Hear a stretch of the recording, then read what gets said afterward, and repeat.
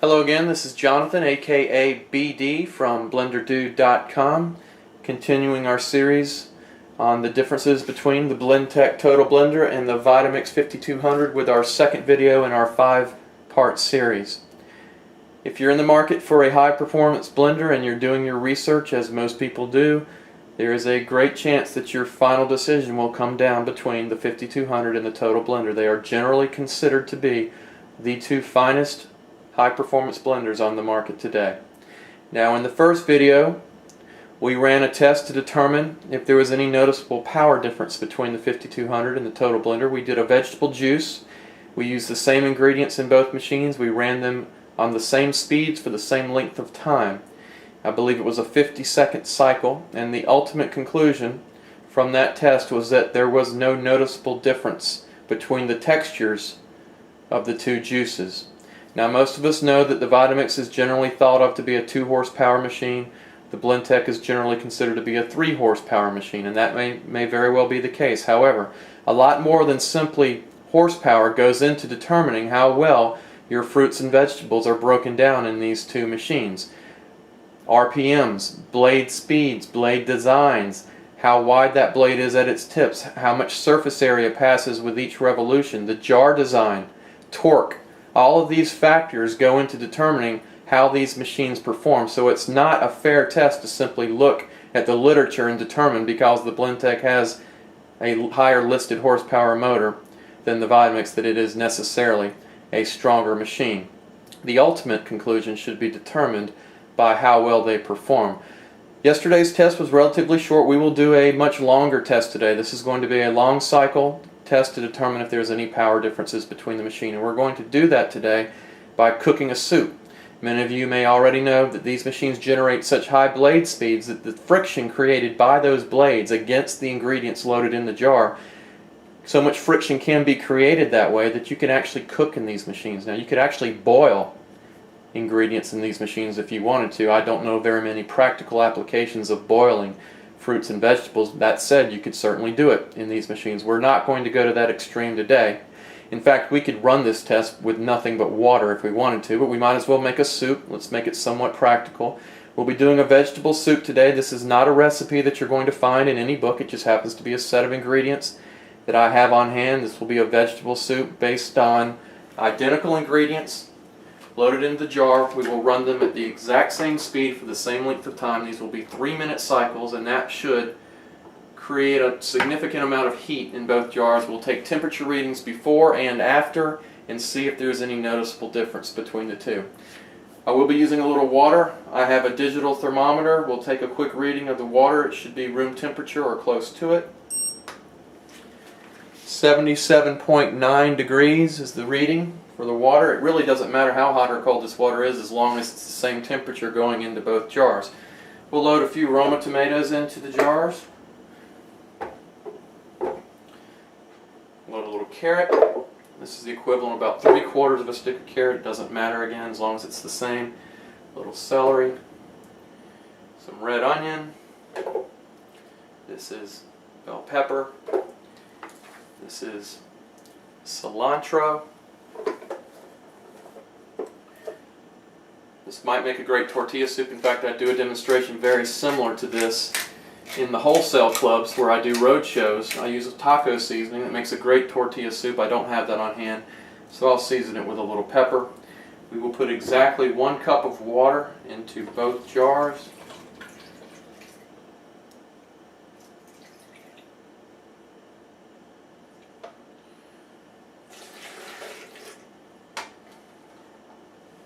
Might as well take a quick temperature reading on both.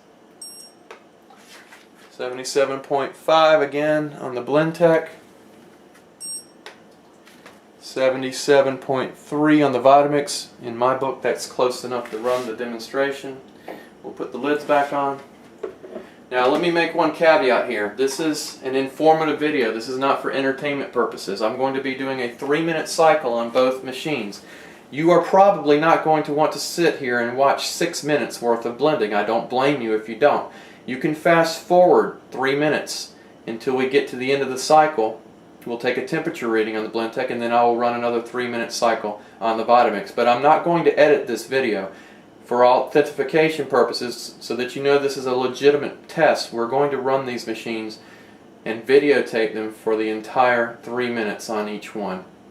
Okay, now the Blendtec has a pre-programmed soup cycle. If I press that button, it's going to create a soup warm enough to drink or eat in 90 seconds. But I want to run a 3-minute test for this one, so as soon as the 90 seconds is up, the machine will stop. I'll simply restart it again, and then we will run the Vitamix for exactly 3 minutes to make sure that we've run both for the same length of time. Here we go with the Blendtec. I will see you in 3 minutes.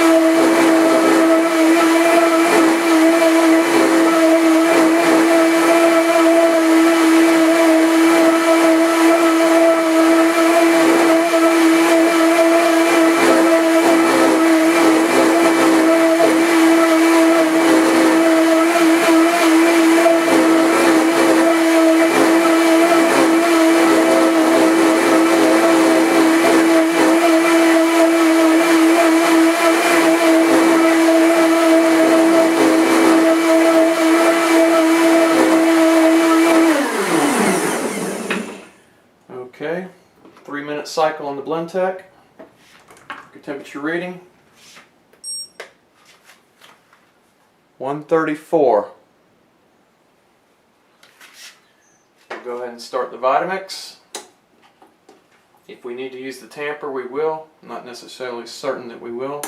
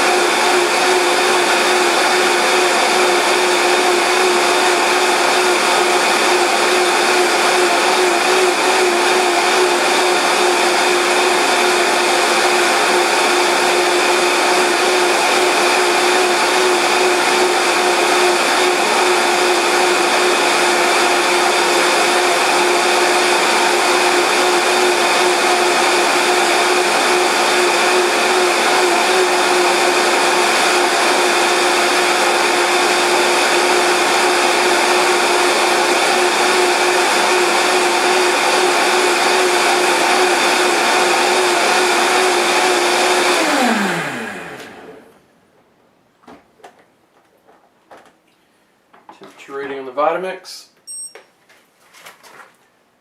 118. Strangely enough, if you're a raw foodist, you're probably never going to want to blend your soups or your juices or your smoothies or anything higher than 118 degrees. But in this particular test, running both machines for the same length of time with the exact same ingredients, the Blendtec did produce a higher temperature. It may be fair to say that in this particular instance, the Blendtec is a little bit more powerful machine. Again, it's all in the practical application, not necessarily what's written in the owner's manual. We'll do more tests. Please join us for the remaining 3 videos in the series. Until then, this is Jonathan, aka BD, for BlenderDude.com.